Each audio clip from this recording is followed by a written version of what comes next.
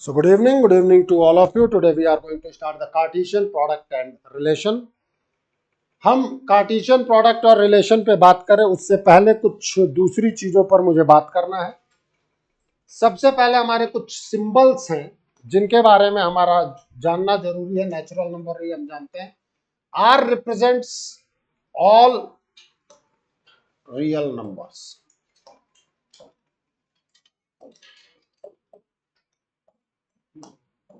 Are plus का क्या मतलब? Positive real numbers. हम ये बात कर चुके थे कि zero neither negative nor positive. Zero is neither negative nor positive, तो इसको हम कहते हैं जीरो टू इंफिनिटी। अब ओपन इंटरवल क्लोज इंटरवल का मतलब मैं बता चुका हूं। जीरो इंक्लूड नहीं होगा। कई बार बच्चे इसको वन से शुरू कर देते हैं। ध्यान रखना, 0.0000001 भी रियल नंबर है। 0.00001 भी रियल नंबर है। तो पॉजिटिव रियल नंबर वन से शुरू नहीं होगा, जीरो ओपन से शुरू होगा। मिनिमम पॉजिटिव नंबर हम कभी भी फाइंड आउट नहीं कर सकते। जितना भी कम हमारी काव्या सोचे डिवाइडेड बाय 10 मेरी तरफ, जितना भी कम सोचो। Are you getting my point? इसीलिए हम कहते हैं zero open to infinity open. Plus infinity and minus infinity will be always at open interval, always. Reason behind it, infinity is a large number which we cannot attain. अगर आपने close लगा दिया, close का मतलब होता है वो point include होगा, मतलब उसका एग्जिस्टेंस होना चाहिए। भाई सबसे पहले तो उसका एग्जिस्टेंस होगा तभी तो इंक्लूड करें। तो ये रहा सूर्यांश, हम इसको, इसका एग्जिस्टेंस है ना।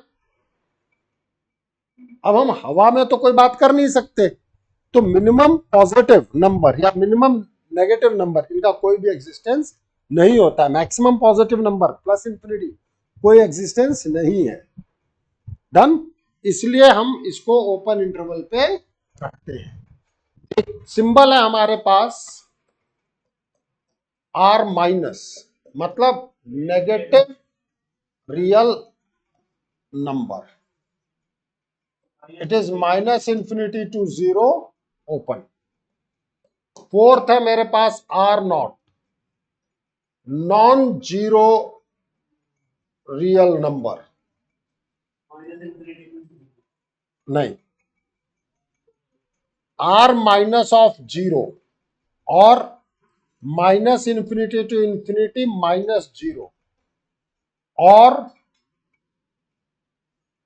Minus infinity to zero union zero to infinity.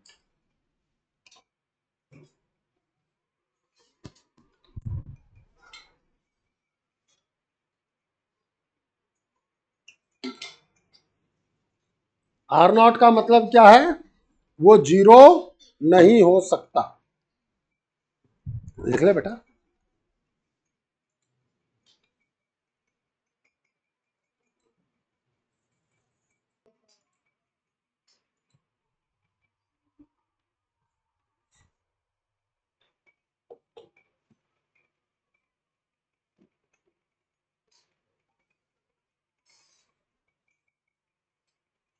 हाँ, कहीं अटक गई थी आप?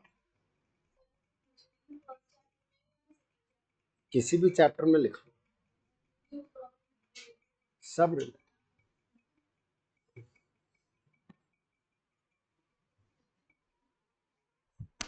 मुझे कहीं पढ़ाना था, चाहे सेकेंडरी में पढ़ा लो, चाहे इसमें पढ़ा लो, चाहे कुछ भी बेसिक करके पढ़ा लो।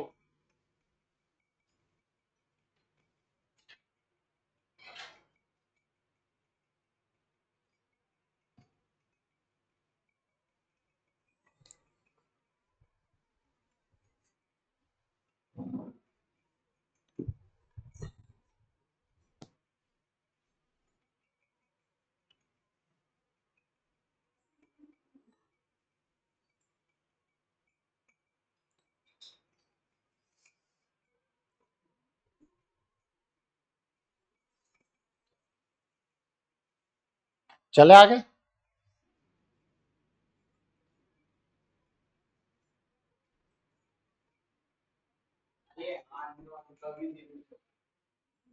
अब डेफिनेशन तो यही है,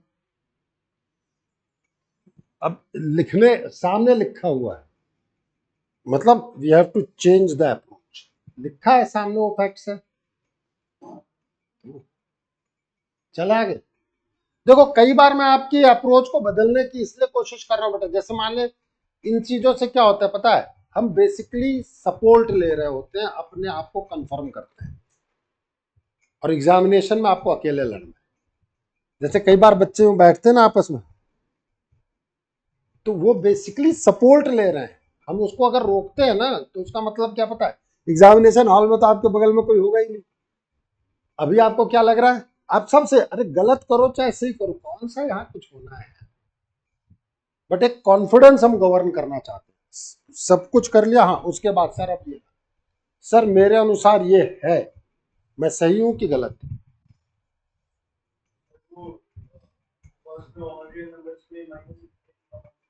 बिल्कुल, माइनस इंफिनिटी कॉमा इंफिनिटी लिखेंगे, डन है। और बोलो,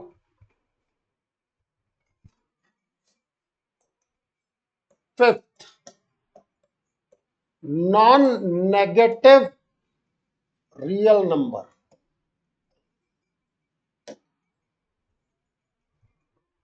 अब नेगेटिव नहीं होना चाहिए, इसका यह मतलब कहीं नहीं है काव्या कि यह पॉजिटिव होगा, क्योंकि जीरो एक ऐसा नंबर है जो नॉन नेगेटिव है। Zero is neither negative nor positive, तो नेगेटिव नहीं है ना। आप क्या कहना चाहते हो, नॉन नेगेटिव, इसका मतलब नेगेटिव नहीं होना चाहिए, हमने थोड़ी कहा पॉजिटिव होना चाहिए। बात समझ में आ रही है, आपने कहा नॉन नेगेटिव रियल नंबर मतलब क्लोज इंटरवल 0 टू इंफिनिटी। अब जीरो इंक्लूड हो सकता है,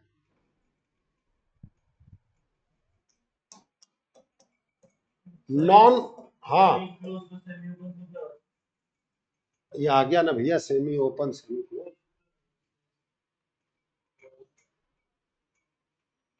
जीरो इंक्लूड हो सकता है कि नहीं हो सकता नॉन नेगेटिव में, अब बताओ उसको कैसे करूं, बस अब जीरो इंक्लूड करना है ना, इसका मतलब इंक्लूड करना है, वही यूज किया। इसका मतलब इंक्लूड नहीं करना है, पक्की बात ना।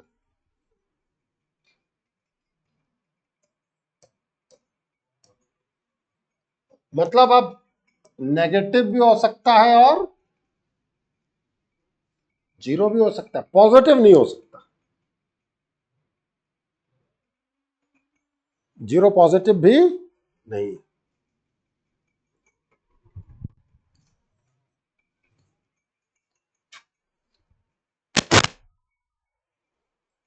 आपने 10th क्लास में कोऑर्डिनेट ज्योमेट्री पढ़ी है, ठीक है, उस 10th क्लास के कोऑर्डिनेट ज्योमेट्री में जब मैं x कॉमा वाई लिखता हूं तो इसका अपना इंपॉर्टेंस है कि नहीं, means ordered is important, this is known as ordered pair.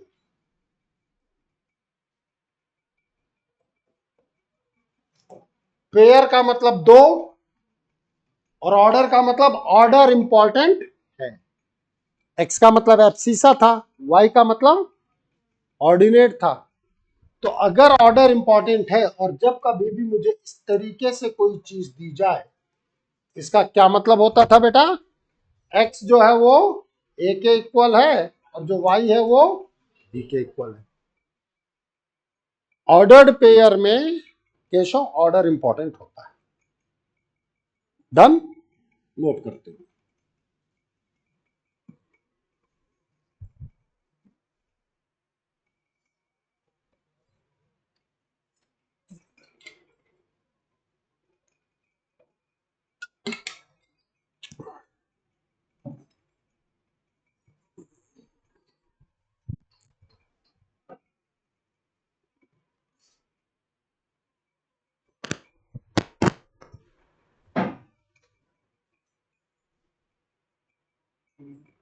क्या मैंने कुछ कहा, मैंने कहा चले आगे, भाई हवा से भी कुछ चीजें भिड़ती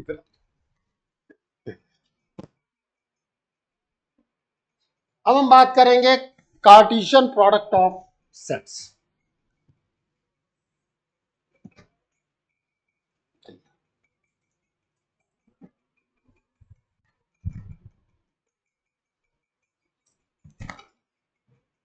Let A and B be any two non-empty set. दो नॉन एम्प्टी सेट्स हैं। The set of all ordered pair, मतलब order is important. Set of all ordered pair A comma B, for all A is the element of A and B is the element of B, for all is called the Cartesian product of the sets A and B. It is denoted by A cross B. कुछ नहीं, लिख लो, अभी मैंने समझाया नहीं, अभी मैं लिखने के लिए कह रहा हूं।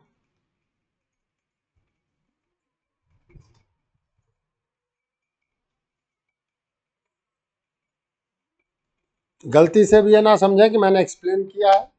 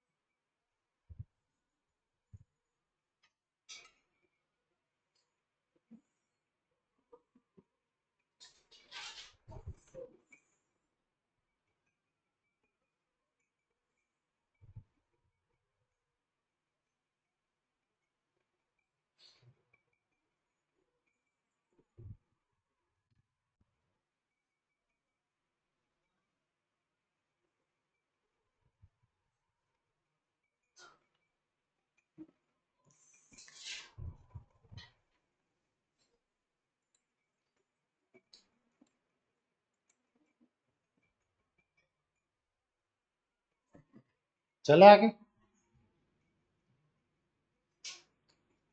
तो ए क्रॉस बी में हम क्या कहते हैं? It is A comma B such that for all A is the element of A and for all B is the element of B.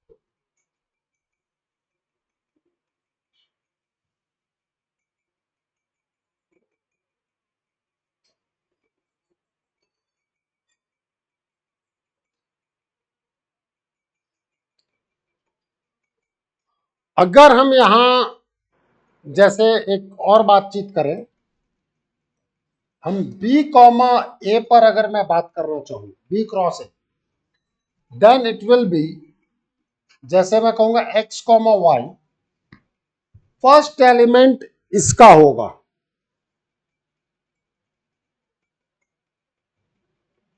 First element जो पहले स्थान पे, ऑर्डर इज इंपॉर्टेंट, ये याद रखना।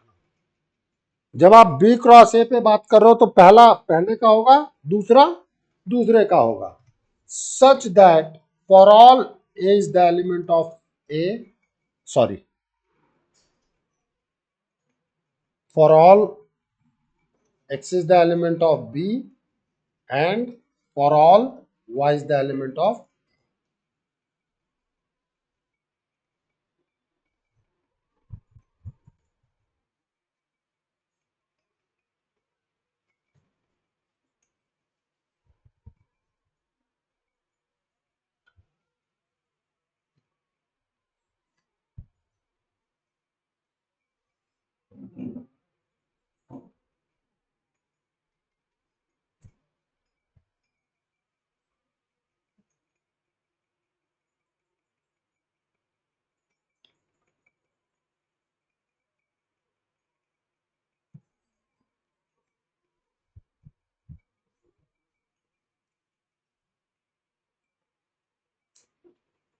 चले आगे।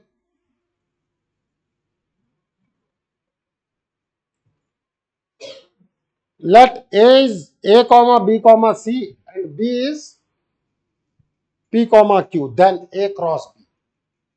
अब हमने क्या कहा, a क्रॉस b में a के सभी एलिमेंट b के सभी एलिमेंट से रिलेट करें। आपने क्या कहा था, फॉर ऑल। फॉर ऑल का क्या मतलब होता है, सभी। फॉर ऑल का मतलब हाँ सबके लिए, भाई दूसरे सेंस में सबके लिए। तो ए के सबके एलिमेंट बी के सबके लिए एलिमेंट से रिलेट करेंगे, इसमें क्या दिक्कत। तो अब ए का ए उठाओ, बी का पी से रिलेट करो, ए का क्यू से रिलेट करो, बी का पी से रिलेट करो, बी का क्यू से रिलेट करो, सी का पी से रिलेट करो, सी का क्यू से रिलेट करो। अब बताओ बात समझ में आई कि नहीं आई। और तुम लोग वही डेफिनेशन में, अरे इसमें तो लिख ले बेटा, ये क्या था ये, चल ये रूल ही तो है, ये सेट बिल्डर ही तो है। अरे तो हम यही हो जाएगा, वहां ए और बी आपने फिक्स कर दिया, सेट बिल्डर तो यही है। इसने सेट बिल्ड करने के लिए कहा जो हवा में जा रहा था। मैंने उस वक्त भी कहा था ना, सेट बिल्डर हवा में होता है, वो तब तक आप ढंग से नहीं लिख पाते हो या समझ पाते हो जब तक उसका ओपन फॉर्मेट ना देखते। जैसे ये समझाया सबके चेहरे खुल गए। अभी भी नहीं आया तेरे समझ में, है? हाँ चल बता, अब क्या नहीं आया तेरे समझ। अभी अभी डेफिनेशन क्या है, अभी में सब पेयर में आएंगे।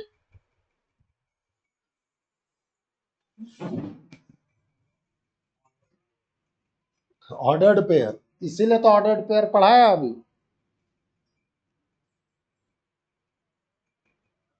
भैया आपने जो डिफाइन किया, अच्छा इसको बता, इसको टेबल क्यों कहते, चेयर क्यों नहीं कहते, बता। डिफाइन किया गया है। अब चाहे तू इसकी बात कर ले चाहे इसकी बात कर ले, दोनों टेबल। डेफिनेशन पर थोड़ी आप क्वेश्चन मार्क लगा।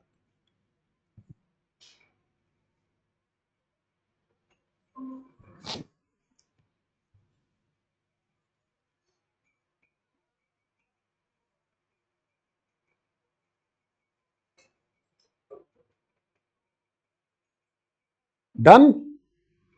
अब बी क्रॉस है, अपने आप लिखो,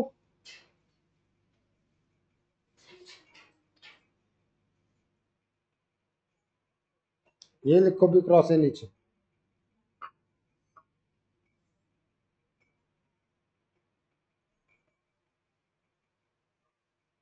डेफिनेशन में देख लो, पहला एलिमेंट बी का हो,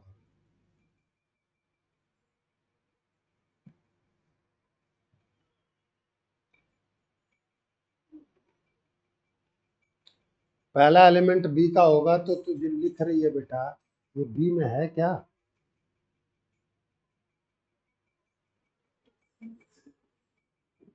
बी का एलिमेंट मतलब ये,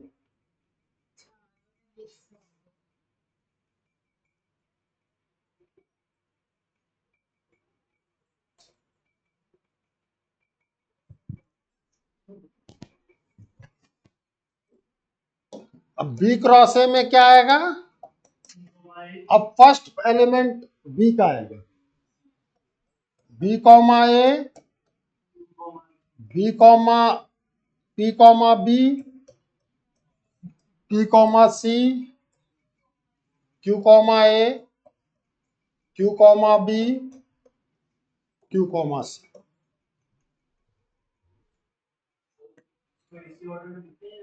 किसी भी ऑर्डर में लिख लो, फिर वही बात है, सेट में हम किसी भी ऑर्डर में लिखे से फर्क पड़ता है। फिर क्वेश्चन जेन्युइन है, आपका क्वेश्चन जेन्युइन था। अच्छा, इतना पढ़ने के बाद कई बार वहां पर हो गया,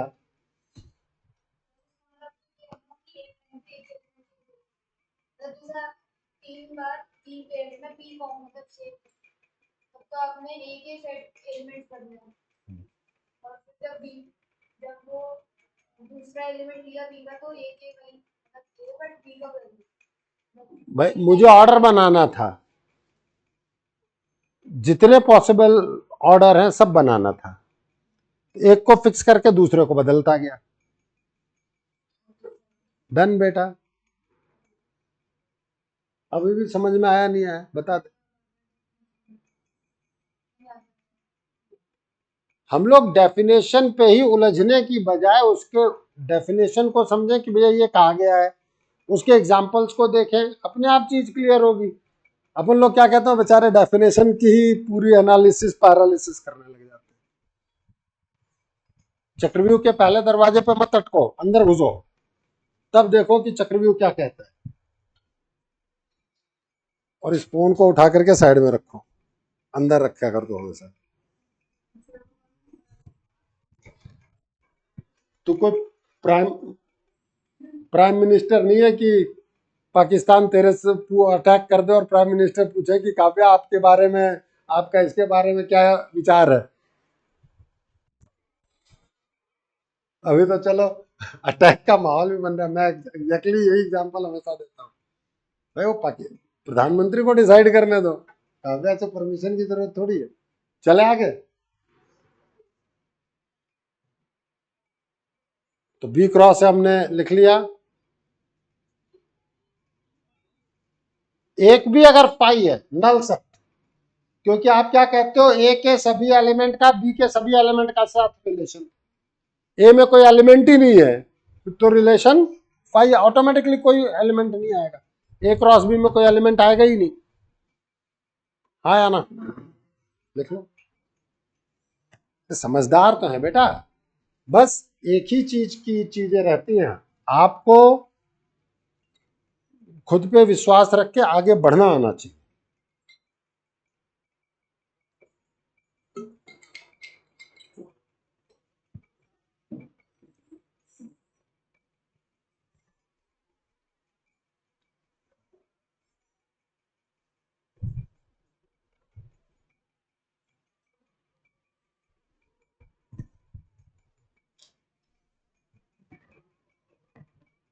चले आगे। ये था हमारा कार्टेशियन प्रोडक्ट। अब इसके कुछ रूल्स हैं, ठीक है, वो over the period of time हम एग्जाम्पल के थ्रू देखते रहते हैं। अब देखो जैसे A B C three sets है, प्लीज ध्यान देना, A cross B union C, तो cross is distributive over union. A cross B क्या बताया था डिस्ट्रीब्यूशन में, ये वाला सिंबल बीच में ले जा, A cross B intersection C is A cross B intersection A cross C. For any three sets cross minus मतलब symmetric difference, difference of two sets, difference of two sets क्या था, ए minus B क्या था, ए के सभी element जो B में नहीं है। A cross B minus C is nothing but A cross B minus A cross C. Note करते रहो। कोई कहे कि सर हमें बात नहीं समझ में आया, मैंने समझाया नहीं है, इंफॉर्मेशन दी है। तीन सेट्स ले लो,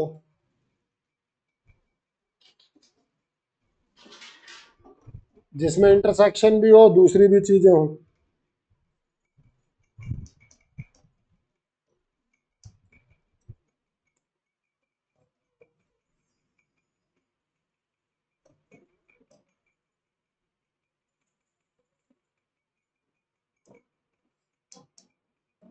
अब अप्लाई कर लो, तुम्हें सब रिजल्ट दिख जाएंगे।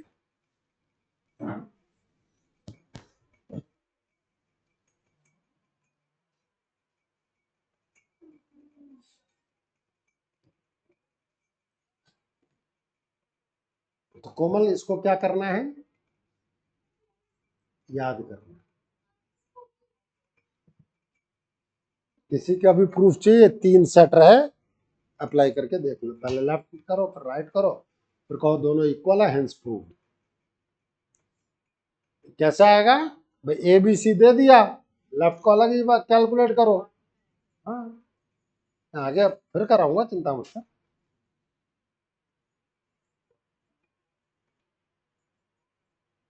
बिटिया धीरे धीरे कॉन्फिडेंस डालना पड़ेगा ना।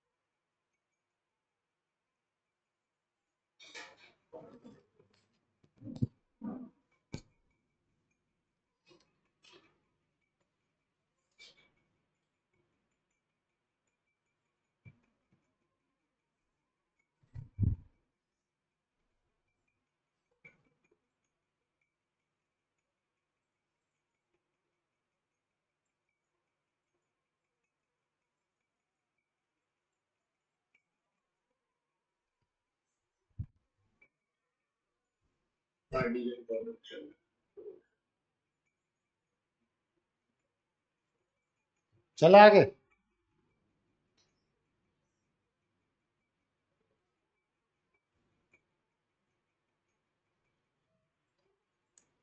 अगर दो नॉन एम्प्टी सेट्स के लिए ए क्रॉस बी और बी क्रॉस ए दोनों इक्वल दे दिए गए तो बेसिकली दोनों सेट सेम है। पहले लिख लो, फिर मैं बताने की कोशिश करता हूं क्यों।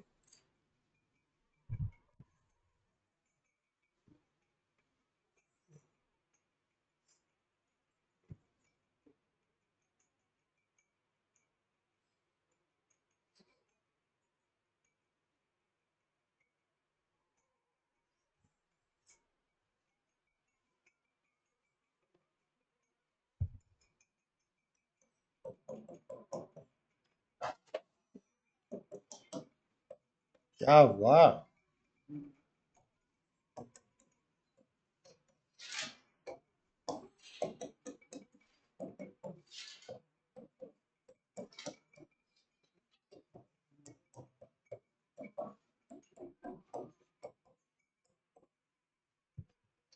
अगर ए और बी ये लिए जाएं तो ए क्रॉस बी यही होगा कि नहीं होगा? ए क्रॉस बी यही होगा। ए के सभी एलिमेंट बी के सभी एलिमेंट से रिलेट करेंगे। This will be A cross B. What about the B cross A?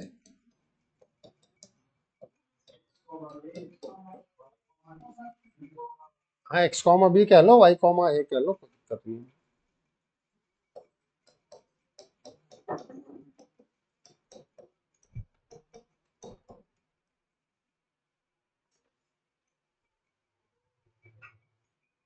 Yes और नो? अगर हम बात करें A cross B is equals to B cross A, दो सेट्स आपस में कब इक्वल होते हैं? अगर उनके सभी एलिमेंट, एक सेट के सभी एलिमेंट दूसरे सेट में हो और कोई एक्स्ट्रा एलिमेंट ना हो। एक के दूसरे में हो, दूसरे के पहले में। डन? ये भी सही है। कोई भी एक्स्ट्रा एलिमेंट नहीं होना चाहिए। पक्की बात?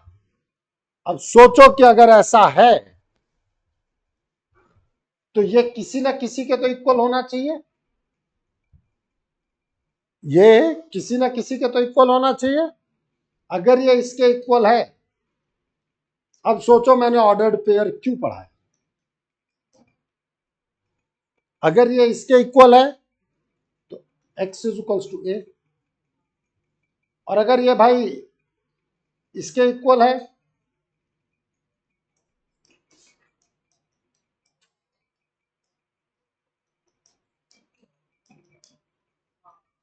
इसका मतलब अगर x ए ही है और y बी ही है। अरे जयश्री, समझ रही हो नहीं समझ रही हो? हाँ सूर्यांश, अगर x ए है और y बी है तो दो अलग अलग सिंबल क्यों यूज करूं?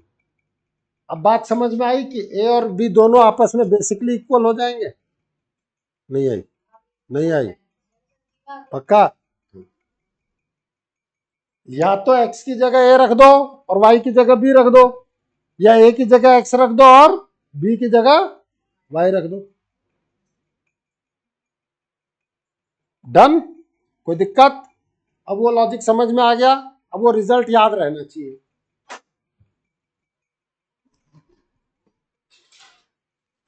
हो जाओ शुरू।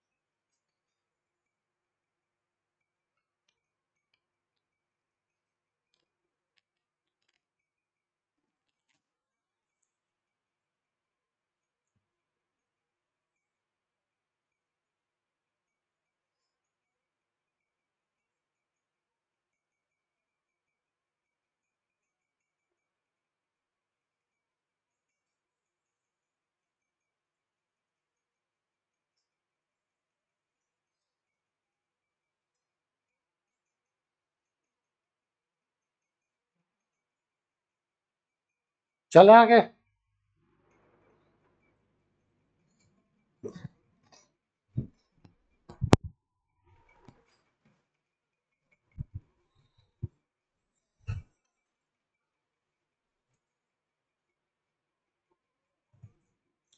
Theorem 4, A is subset of B, then A cross A is subset of A cross B intersection B cross A। अब A और B ले लो और प्रूफ करते रहना।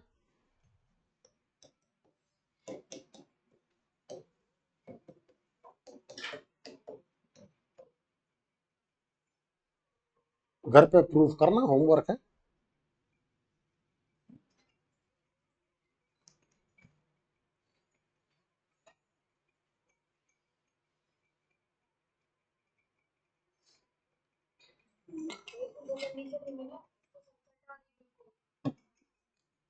एक के लिए प्रूफ करना।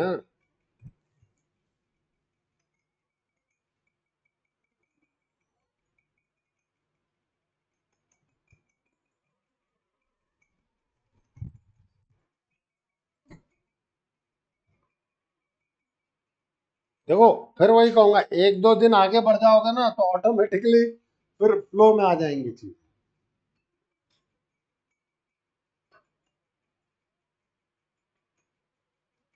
चले आगे।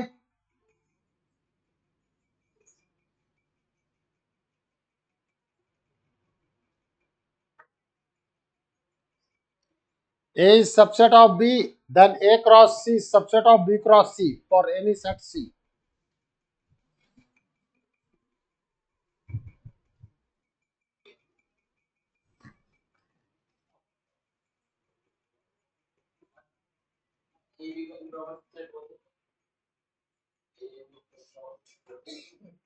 क्या? किसका? भाई इम्प्रॉपर सबसेट क्या होता है ये बता दो पहले। बी में एक्स्ट्रा हो सकता है कि नहीं हो सकता?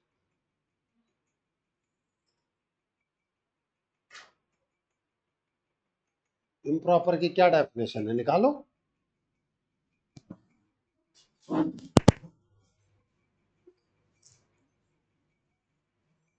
जय कभी कभी कॉपी के पन्नों की धूल साफ किया करते हैं।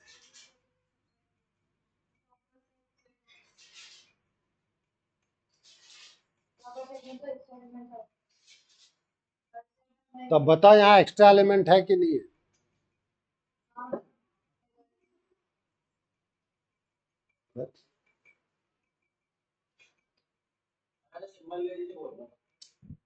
मैंने तो जो लिखा है भाई, हम कहीं दूसरी जगह डिस्कशन लेके चले।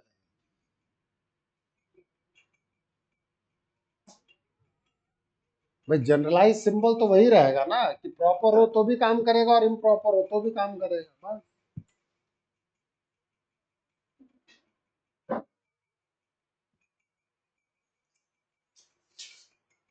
तो रख, अब ये फोकस हटा रहा है, रख उसको बैग में।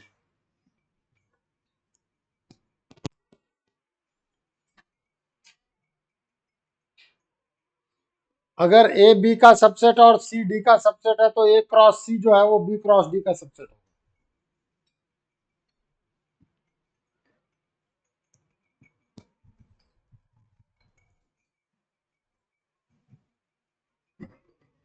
और एक चीज और बताऊं, जितनी थ्योरम हम लिखा रहे हैं ना, इससे बहुत ज्यादा थ्योरम बनाई जा सकती है। आप कहेंगे प्रूफ क्या, ए बी सी डी ले लो, काम खत्म करो।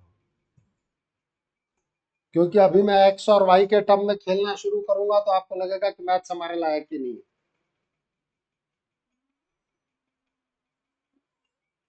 टू की टेबल पहले रटाई जाती है कि समझाई जाती है?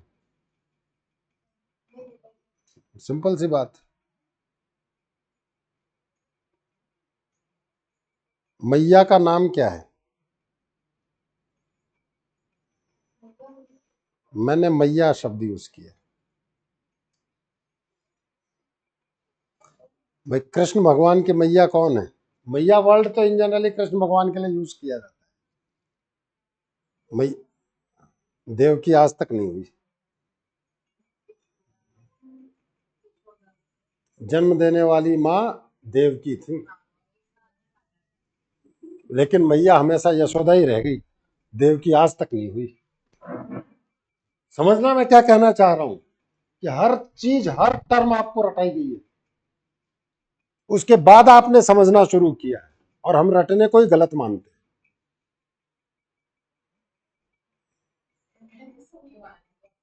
नहीं, मैं तो मानता हूं सही है भाई। नहीं, आपको कुछ जगहों पे डेफिनेशन रटनी पड़ती है, फिर समझनी होती है, फिर हर चीज समझ में आती है भाई। जो फॉर्मूला उसका एटलास्ट रटना पड़ेगा, तभी तो अप्लाई करोगे। रटोगे नहीं तो अप्लाई क्या करोगे? मैथ्स में तो अभी फॉर्मूला की शुरुआत ही नहीं हुई है ढंग से।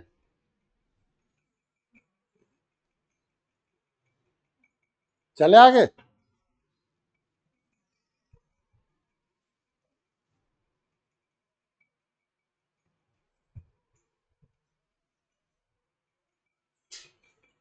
For any sets A, B, C, D, A cross B is intersection C cross D is equals to A intersection C cross B intersection D.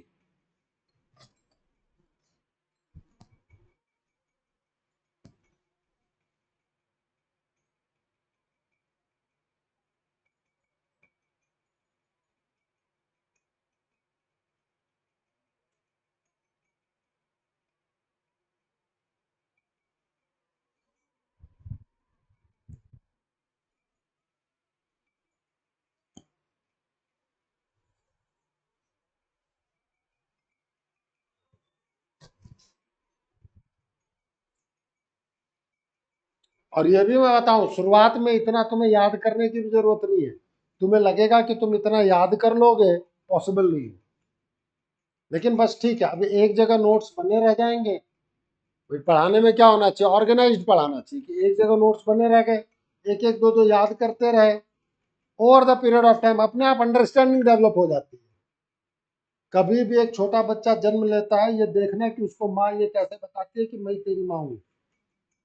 बोलो बेटा मम्मा, बोलो बेटा मम्मा, ये बोल बोल करके उस बच्चे के दिमाग में भरा जाता है कि मैं तेरी माँ हूं।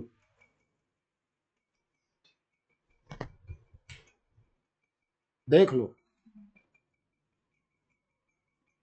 ये थोड़ी है कि राजस्थान के गांव में पैदा हुआ लड़का तो राजस्थानी बोलेगा और तमिलनाडु के गांव में पैदा हुआ बच्चा तमिल बोलेगा और ब्रिटेन में पैदा हुआ बच्चा इंग्लिश बोलेगा। बच्चा तो बच्चा है ना, जिस तरीके का एनवायरनमेंट उसको मिलता गया, जो लैंग्वेज उसके सामने बोलती गई, वो उसके दिमाग में फीड होती गई। Exactly what we are doing with you. एक पॉजिटिव माइंडसेट में डेवलप करने के लिए बार बार वो चीज बोल रहा हूं, नथिंग एल्स, ताकि दिमाग को एहसास हो जाए हाँ भैया सब सही है, हम कर सकते हैं। और ये क्लियर कट कह रहा हूं, तुम सोचोगे कि एक बार में याद हो जाए, कभी नहीं होगा, सब मैशअप होगा और एक बार सबके साथ होता है, over the period of time cover up हो जाता है, सब सेट हो। लिख लो, मैंने क्लियर कट मैसेज दे दिया कि मैं, ये रिक्वायरमेंट मेरी कहीं नहीं है कि तुम सारा का सारा आज ही याद कर लो। लिख लो, देखते रहो, तरीका मैंने बता दिया, ABCD ले लेना, काम खत्म हो।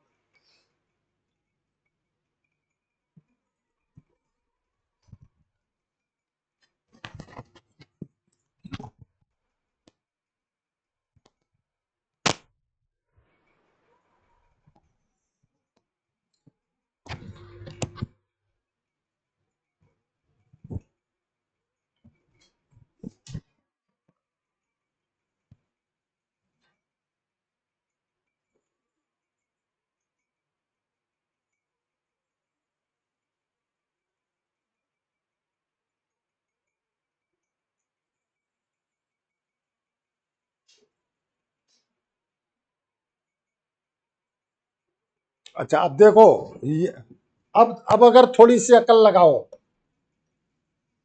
डिमॉर्गन्स लॉ,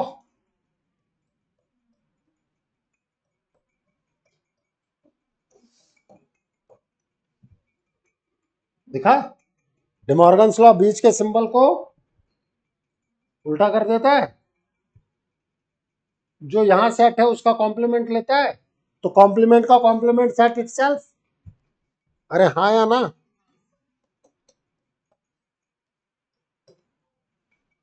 बताइए, अभी लिखाया था कि नहीं लिखाया था कि ये डिस्ट्रीब्यूट करता है?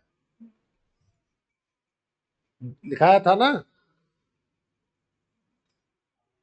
अब लिख लो जब लिख दिया तो। ये बात तो क्लियर है ना, कॉम्प्लीमेंट का कॉम्प्लीमेंट, नॉट का नॉट।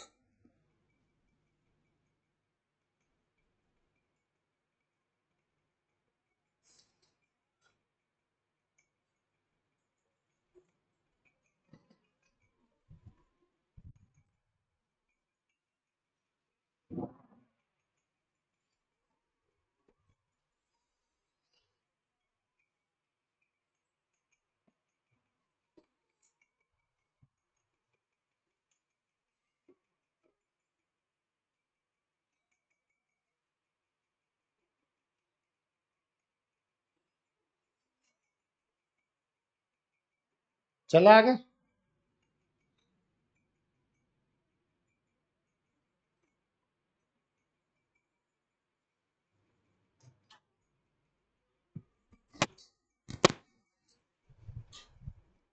इसका प्रूफ मैं दे सकता हूं। Let A and B two non-empty sets having n elements in common.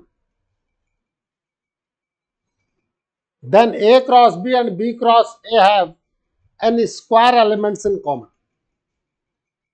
ये प्रूफ मैं दूंगा, विद एग्जाम्पल दूंगा, वो फिर तुम्हारा कॉमन सेंस डेवलप हो जाएगा।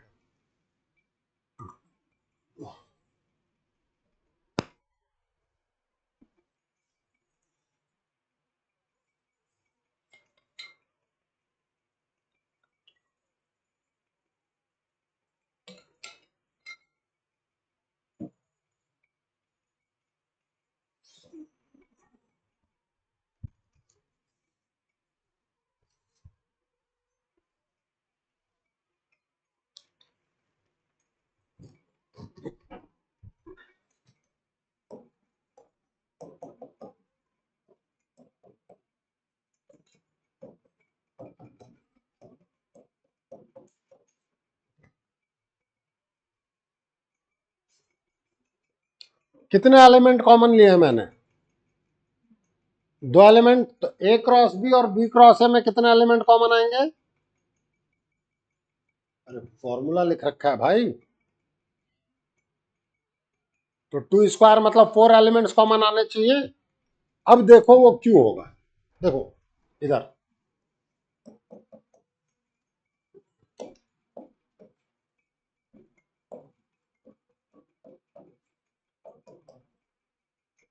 ए क्रॉस बी, इधर ये ए शुरू होगा, एक्स, A1, A2, डन। अब 1 शुरू होगा, 1x,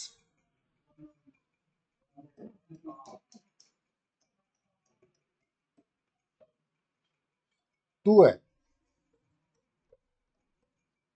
2x, 2 1, 2 2। अब B क्रॉस A में सोचना, पहले x आएगा, जब तक डिफरेंट एलिमेंट आ रहा है तब तक तो कॉमन होने ही नहीं देगा।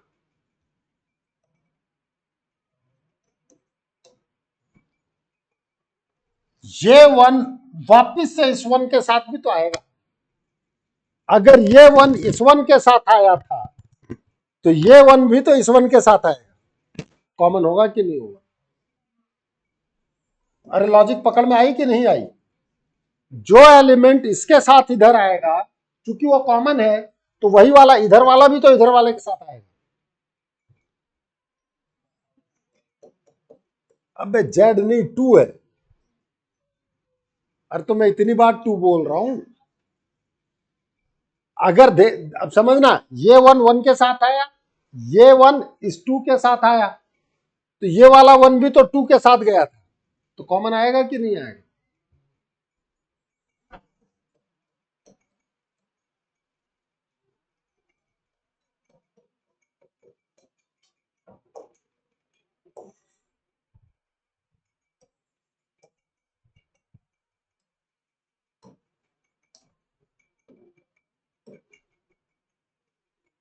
लॉजिक पकड़ में आया? देखो जो एलिमेंट इधर कॉमन है, कॉमन वाले के साथ जब रिलेट करेगा, हाँ या ना केशव? अगर इधर 2 एलिमेंट है तो इधर 2 एलिमेंट, तो इधर पहला वाला 2 के साथ आएगा, दूसरा वाला 2 के साथ आएगा, वही चीज तो रिवर्स में मारेगा, तो टोटल 4 एलिमेंट्स होंगे।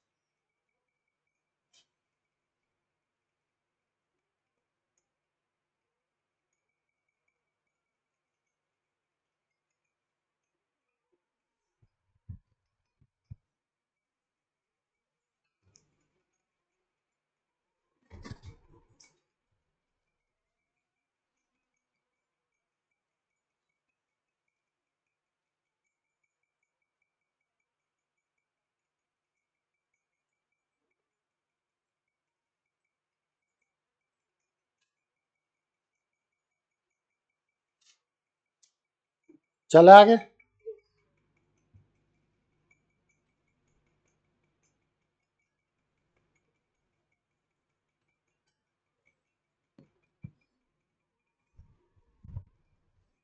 देखो कितने सिंपल क्वेश्चन होते हैं।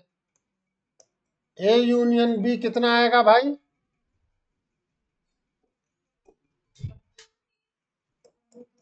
1238। और यूनियन में तो हमेशा मुझे तेरी याद आएगी, क्वेश्चन पे अटक रही थी। क्लियर है कि नहीं है? इसका मतलब अटको मत, आगे बढ़ो। What about A intersection B? तो अब कोई पूछे कि भैया A union B cross A intersection B, तो ये एक सेट हो गया। तो ये एक तरीके से तुम्हारा ये सी हो गया, एक तरीके से तुम्हारा डी हो गया। तब बेसिकली आपको क्या चाहिए? सी क्रॉस डी। आ जाओ भाई।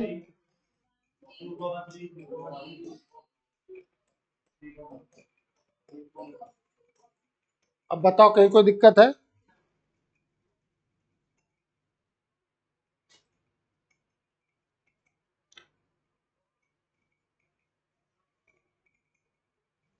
और देखने में कितना लगे पता नहीं क्या होगा।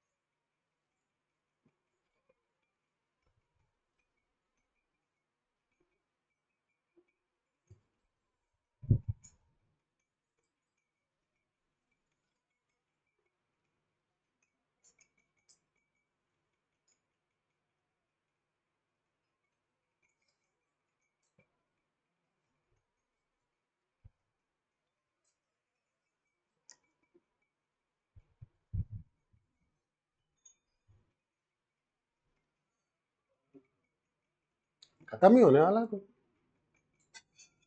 तब तक इससे काम चला लो।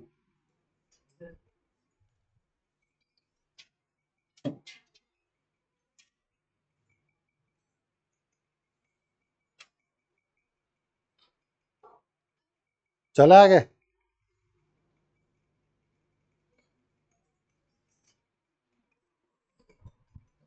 भैया ए माइनस बी का मतलब क्या होगा?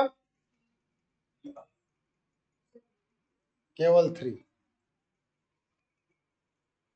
5 है क्या? है ना इसमें भाई? देखा आया ना? फिर इसको तू सी मान ले बिटिया। ए इंटरसेक्शन बी क्या होगा? इसको आप डी मान ले। बताओ सी क्रॉस डी लिखा जाएगा कि नहीं लिखा जाएगा? अब बताओ, जब तक थ्योरम थ्योरम देख रहे थे पता नहीं क्या है, और जब क्वेश्चन पे आए कुछ नहीं है। इसको लग रहा है मैं जोकर हूं। अरे मैं जो, हाँ।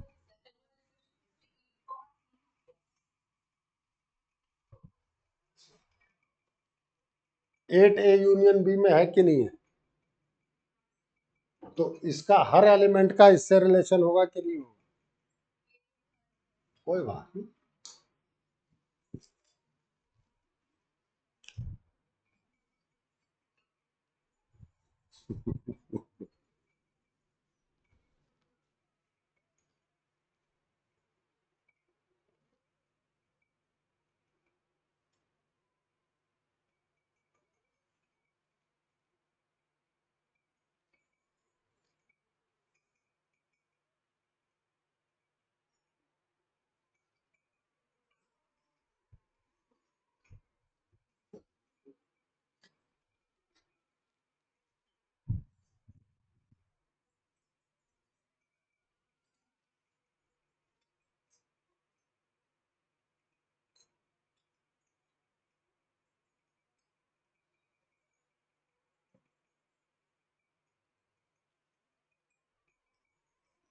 एक चीज और,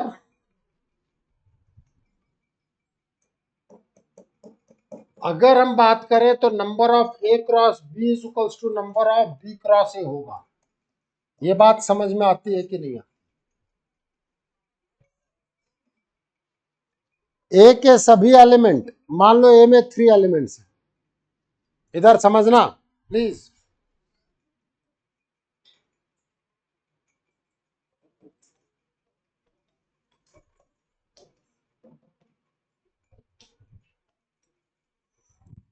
लिखा था हमने पहला एग्जांपल जो था, ए क्रॉस बी में 6 एलिमेंट आए थे, इसके सभी एलिमेंट इससे रिलेट होंगे। ए कितनी बार आएगा? 2 बार। ए कॉमा पी, ए कॉमा क्यू, ए 2 बार आया। बी कितनी बार आएगा? सी कितनी बार आएगा?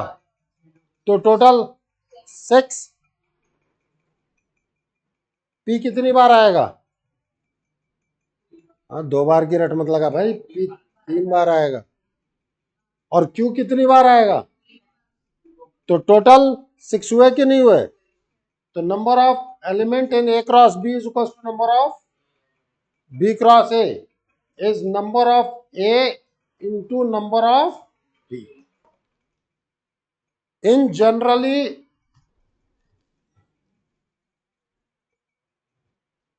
general A cross B is not equals to B cross A, but number of elements in A cross B is equals to number of elements in B cross A.